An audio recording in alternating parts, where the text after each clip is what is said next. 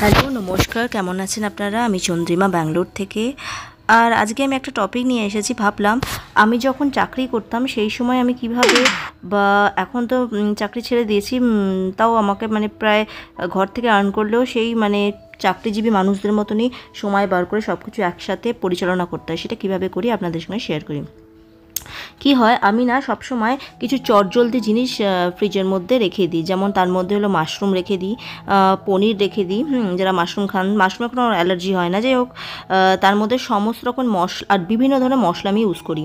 একটু পাওভাজি মশলা, তারপরে 10 টাকা করে দেখবেন পনিরের নানা কড়াই পনির থেকে শুরু করে মাটার পনির নানা রকম মশলা পাওয়া যায়। ছোটো ছোটো ছোটো ছোটো মশলা বিভিন্ন ধরনের 20-25 রকম মশলা যদি কিনে রাখেন, ছোটো মানে অত না হলে 10 রকমের যদি মশলা কিনে রাখেন, যেগুলো অ্যাড করে দেন এই সমস্ত মশলার সাথে, জিঞ্জার গার্লিকের সাথে, তাহলে দারুণ হয়। এইভাবে আমি চটজলদি পনির রান্না করে 10 মিনিটে হয়ে যায়, বিশ্বাস করবেন না। ইভেন আপনি যদি এর মধ্যে জিঞ্জার গার্লিক নাও দেন পেস্ট, মানে তাহলেও দারুণ হয়। শুধু এই মশলাগুলো দিয়ে দিলেন একটু। আর আমি পনির কোনো ভাজি না, হ্যাঁ।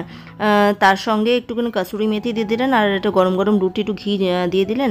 আর এই কয়লাটা আমি সবসময় রেখে দিই, একটু গরম করে দিয়ে দিলে দারুণ স্মোকি ফ্লেভার হয়। 5-10 মিনিটে। আর সবসময় আমি পনিরেই মানে দুধ ইউজ করি, বুঝতে পারলেন? দুধটা দিয়ে হাই ফ্লেমে দিয়ে একটু নেড়ে নিয়ে দারুণ হয়, মানে এইভাবে যদি পনিরটা রান্না করেন।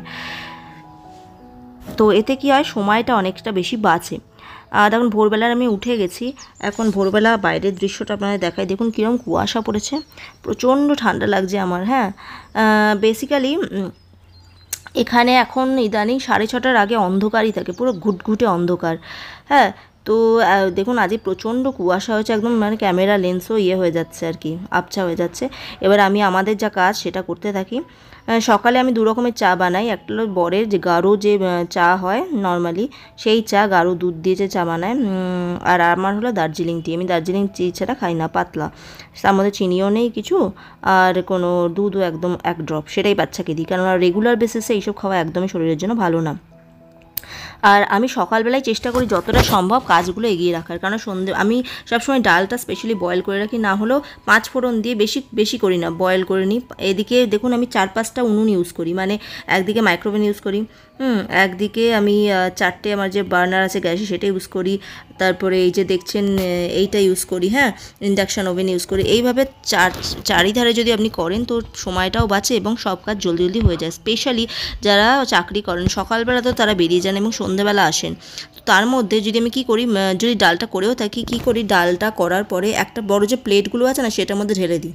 সুতরাং বিশেষ করে 10 মিনিটে ঠান্ডা হয়ে যায়। দিয়ে আমি ভালো করে মানে যেটা এয়ারটাইট কন্টেনারে রেখে দিয়ে ফ্রিজে বেরিয়ে যেতাম। এইভাবে সমস্ত সবগুলো তরকারি থেকে শুরু করে ডাল টাল সব এরকম বড় একটা প্লেটের মধ্যে রেখে দিলে মানে 10 মিনিটের মধ্যে ঠান্ডা হয়ে যাবে।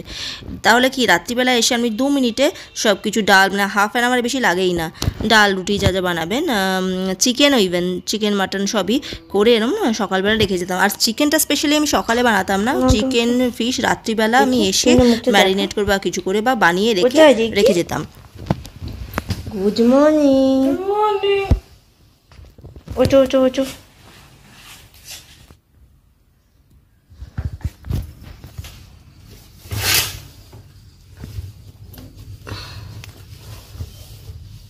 চলো ওঠো ওঠো, সোয়েটারটা পরে নাও, সোয়েটারটা পরে নাও।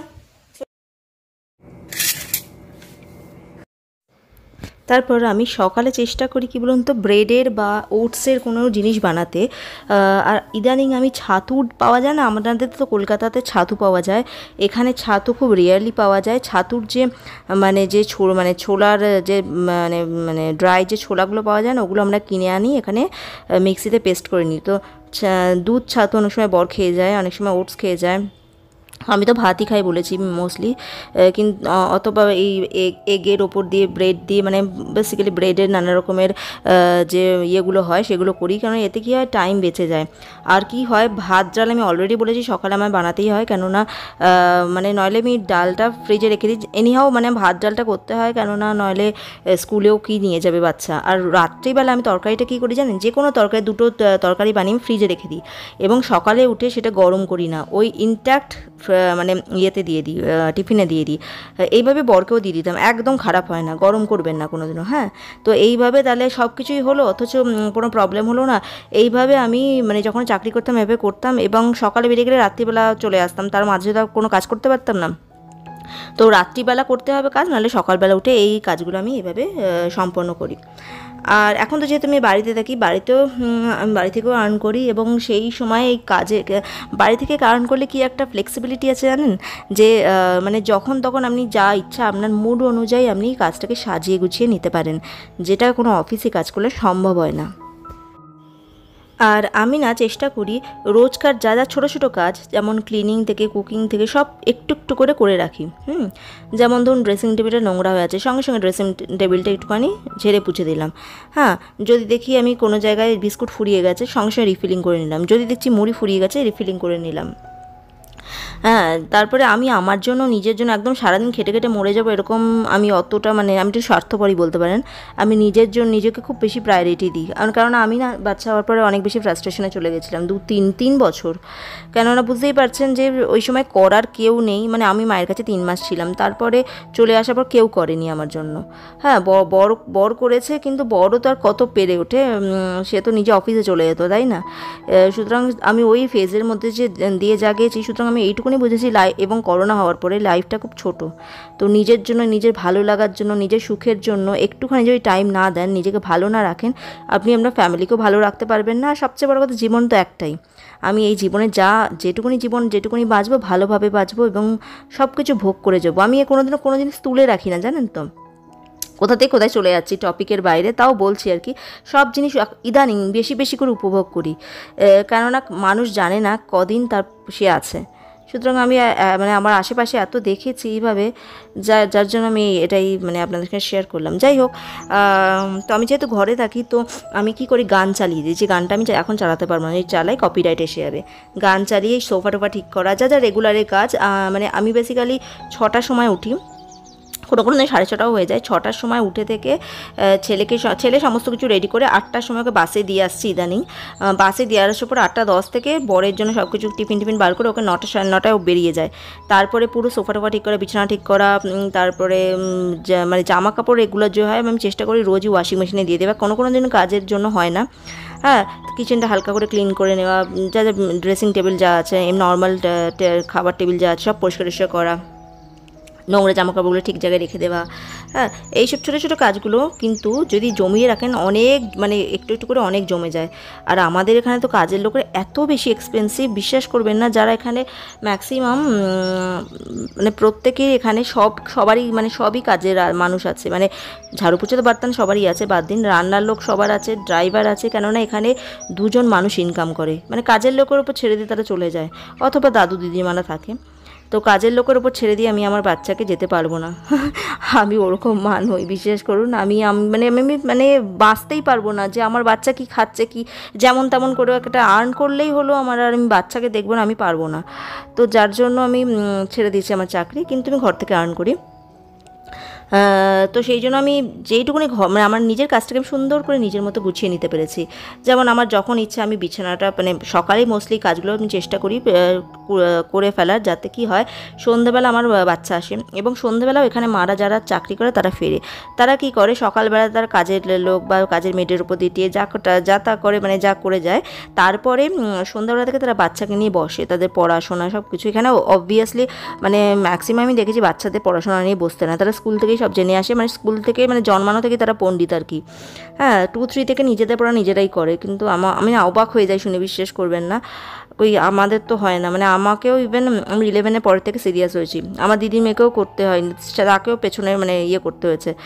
হ্যাঁ, সেলফ স্টাডিজ আছে, কিন্তু এখানে 2 থেকে নিজেদের দেখে দেখে কোনটা ইম্পর্টেন্ট আনইম্পর্টেন্ট সব সিলেবাস দেখে তারা পড়ে ফেলে। জানেন কী করে আমি জানি না করে, মানে আমি প্রত্যেক দিন তো আমি মিট করি আমি তো আগে রোজ স্কুলে যেতাম, তাদের সঙ্গে মিট করি, তারা শুনে অবাক হয়ে যায় যে 6-এ পরে তাকে এখনও মানে 7-এ পরে এখন তাকে বলতে হয় যে এইটা পড়ো ওইটা পড়ো। আমি ভাবি এটাই আমাদের জন্য বোধহয় নর্মাল, মানে ওটা এদের এখানে অ্যাবনর্মাল, মানে ডিলে আর কি, বুঝতে পারলেন? তো মানে স্কুল থেকে বলবে এটা ডিলে, আলাম ঠিক আছে, একটু ডিলে আমাদের জন্য ইটস ওকে, কারণ আমরা প্রত্যেকেই লাইফে ভালোভাবে সেটেলড। আর সত্যি কথা বলতে যারা বেশি দেখবেন অতিরিক্ত জ্ঞান দেন, তারা নিজেরাই লাইফে ভালো করে সেটেল নন এবং ভালো ইনকামও করেন না। সুতরাং কাউকে কোনোদিনও কারুর মানে খারাপ জিনিস নিয়ে তাকে আমার মনে হয় হাইলাইট না করে তাকে ইন্সপিরেশন দেওয়া উচিত যে না, তোমার প্রত্যেকটা মানুষেরই কিছু না কিছু ভালো দিক আছে, তাই না? সেই ভালো দিকটা দিয়ে তাকে যদি ইন্সপায়ার করে যে সে আলটিমেটলি লাইফে সাকসেসফুল হবে। আর কোনোদিনও এটা কি র্যাট রেস নাকি, কেউ আগে বাড়লো সেই অনুযায়ী আমাকে বাড়তে হবে? প্রত্যেকেরই নিজের নিজের একটু বাড়ার ক্ষমতা থাকে এবং সেই অনুযায়ী সে বাড়ে, এবং প্রত্যেকেই পড়াশোনা দিয়ে সে লাইফে সাকসেসফুল হয় না। আজকাল লাইফে সাকসেসফুল হওয়ার জন্য অনেক কিছু আছে। আমি তো দেখুন না, এমএ করেছি, হ্যাঁ হিস্ট্রিতে এমএ করেছি, আবার হায়ার স্টাডিজ আছে। তো হায়ার স্টাডিজ আমার কোনো কাজেই আসে না। সত্যি কথা বলতে কি, আমাদের ইন্ডিয়াতে মেনলি স্কিল প্রয়োজন, এডুকেশন না। স্কিল দিয়ে আপনি একটা আর্ন করতে পারবেন, তা বলে আমি এডুকেশনকে হেও করছি না। Education must be necessary, but for a minimal qualification like graduation or 12+ enough. After that আপনার স্কিল বেসড অনুযায়ী আপনার ইনকাম আসবে, যে ইনকামটা খুব ইম্পর্ট্যান্ট, যেটা আমাদের ইন্ডিয়াতে নেই। সবাই দেখুন কলকাতাতে বা ওয়েস্ট বেঙ্গলে এমএ পিএইচডি এমফিল ঘরে বসে আছে, অথবা অথবা কী বলবো, রিক্সা চালাচ্ছে, এমনও অনেককে দেখি, মানে চাকরিই নেই। সুতরাং সেটা ইম্পর্টেন্ট না, ইম্পর্টেন্ট হলো আপনি কীভাবে আপনার পড়াশোনাটাকে কাজে লাগিয়ে আপনি ইনভেস্ট করছেন, that is very much important for me. কেননা একটা জিনিস আমি এটুকুনি বুঝেছি জীবনের থেকে, যে মেয়েরা যদি ইনকাম না করে তাহলে সংসারে তো মানে কেউ বলে না, সংসারে তার ইম্পর্টেন্স অনেক কমে যায়, যাই বলুন না কেন।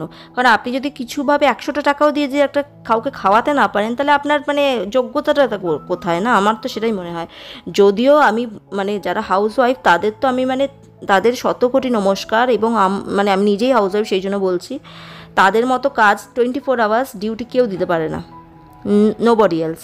কিন্তু তাদের কাজটাকে তখনই প্রায়োরিটি দেওয়া হয় যদি তারা নিজেরা কিছু আর্ন করে, কেননা আর্নিংয়ের সঙ্গে অনেক কিছু ডিপেন্ড করে। এতে আপনার নিজের কী বলবো, নিজের একটা সেলফ কনফিডেন্স গ্রো করে, হাজারটা মানুষের সঙ্গে মিট করার ফলে আপনার অনেক কিছু জায়গা খুলে যায়, অ্যাডভান্টেজ। কোনো কিছু প্রবলেমে ফেস করলে আপনি হাজারটা মানুষকে বলতে পারেন, শুধু ঘরের মানুষের উপর ডিপেন্ড করেন না, এবং আপনার স্মার্টনেস অনেক বেশি বাড়ে। সুতরাং আমি সবসময় মানে আর্নিং করাকে মেয়েদের একদম 100% ওপরে রাখি, তারপরে ঘরের কাজ, আমার কাছে তাই। তা বলে এরকম নয় বাচ্চা ফার্স্ট প্রায়োরিটি, সেইভাবেই ঘর থেকে অনেক ভালোভাবে ইনকাম করা যায় এবং নানা পথে ইনকাম করা যায়। সেই ভিডিও নিয়ে আমি আরেকদিন অন্যদিন আসবো।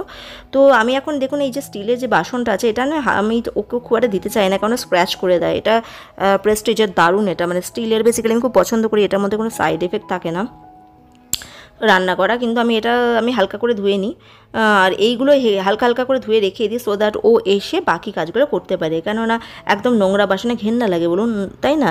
যতই ওরা আমাদের বাড়িতে কাজ করুক, আলটিমেটলি এঁঠো বাসন তো দিতে কিরম লাগে, তাই না? হালকা করে ধুয়ে একটু রেখে দিই, তারপরে জল টল দিয়ে দিই, ও এসে ওর মতো কাজ করে নেয়, ধুয়ে নেয়। আর এই রয়েছে, আর আমি চেষ্টা করি, তাও দেখবেন ঘরে এধার ওধার অনেক সময় নোংরা পড়ে থাকে, কেননা আর এত পসিবল হয় না। কেননা একার পক্ষে সংসার যতটা দেখতে ইজি চকচক করছে, ততটাই সামলানো ইজ টু ডিফিকাল্ট। আমি তো এখানে বললামই আপনাদের যে এখানে কীরমভাবে সবাই মানে মিনিমাম এখানে সবারই মান্থলি ইনকাম 5-10 লাখ, 5-6 লাখ তো মিনিমাম, দুজনের ইনকাম বলছি মিনিমাম। তো সেখানে বুঝতেই পারছেন এক্সপেন্ডিচার এখানে কীরকম। কিন্তু সেই অনুযায়ী আমি সংসারে সেরকমভাবে কন্ট্রিবিউট করি না, বা করি, কেননা আমি অত মানে কন্ট্রিবিউট করার মতো নেই, আমার বড়ই একা চালায়। আমি যেটুকুনি ইনকাম করি, যা করি, হ্যাঁ মানে বেশ ভালো মতোই সেটা আমি আমার ক্ষেত্রেই মানে কাজ করি। মানে সেরকমভাবে সংসারে মাঝে মাঝে কিছু একটা গিফট করে দিলাম, সংসারে কিছু একটা নিয়ে এলাম, বরকে মাঝে মাঝে ধার দিলাম, এইসব করি। কিন্তু সেইভাবে ওর টাকাতেই সংসার চলে, যেটা সত্যি, সেটাই বলছি। তো যাই হোক, কাজের মানুষটি আমার এসে গেছে, এবং আমাকে দৈনন্দিন কাজে এরাই হেল্প করে। আর যারা কাজ করেন বাইরে, স্পেশালি জব করতে যান, তাদের জন্য তো মাস্ট, মানে কাজের লোক ছাড়া ইম্পসিবল চলা। কেননা সব কিছু একা 100% একদম মানে मैं दबंग हूँ कभी नहीं हो सकता है। হ্যাঁ, হেল্প তো মানে খুব দরকার আর কি।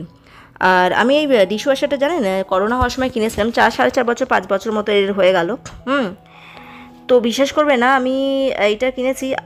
এটা মানে বেসিক্যালি মানে কি বলবো, মানে কোনো দিনও কাজের লোকের জায়গা তো আসতেই পারবে না, এটাতে আপনাকে প্রচণ্ড খাটতে হয়। মানে মানে আপনাকে বাসনগুলো ভালো করে স্ক্রাবিং করে, যতই ভিজিয়ে রাখুন না কেন, স্ক্রাব না করলে চায়ের বাসন তো উঠবেই না, রাইস উঠবে না, তারপরে কোনো রকমের বেশি পাকিয়ে ফেলেছেন, রান্না করে ফেলেছেন, সেই পুড়ে যাওয়া জিনিস কোনো কিছু উঠবে না, আপনাকে স্ক্রাবিং মোরলেস করতেই হবে।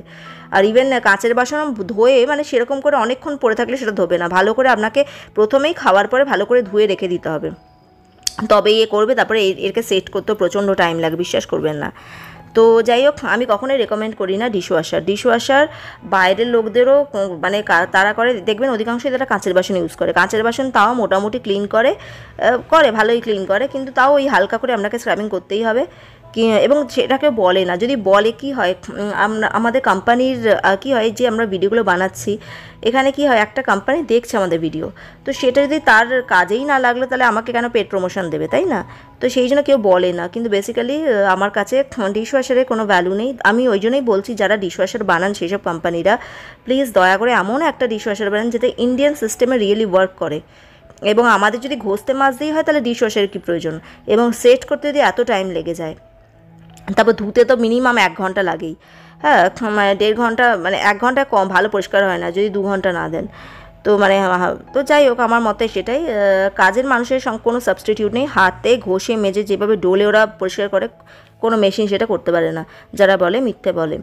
যাই হোক, আমার এখন দেখুন এই যে আমি এইটা ধুতে দিয়েছিলাম, ধোয়াটাও হয়ে গেছে, এখন আমি এটা পরিষ্কার করছি। ভিডিওটা ভালো লাগলে সাবস্ক্রাইব করবেন, লাইক করবেন, মশলার কোটোটা রাখবেন না, নিচে একটা টিস্যু পেপার দিয়ে রাখবেন, তাহলে কি হবে, টিস্যু পেপারটা ফেলে দিলে এটা নোংরা হবে না। চলুন ভাই, ভালো লাগলে সাবস্ক্রাইব, লাইক, শেয়ার। আর আপনারা খুব খুব বেশি ভালো থাকবেন, নিজেদের টেক কেয়ার করবেন। আর এইভাবেই আমি চাকরি যখন করতাম, এইভাবেই সব কিছু একা হাতে পরিচালনা করতাম।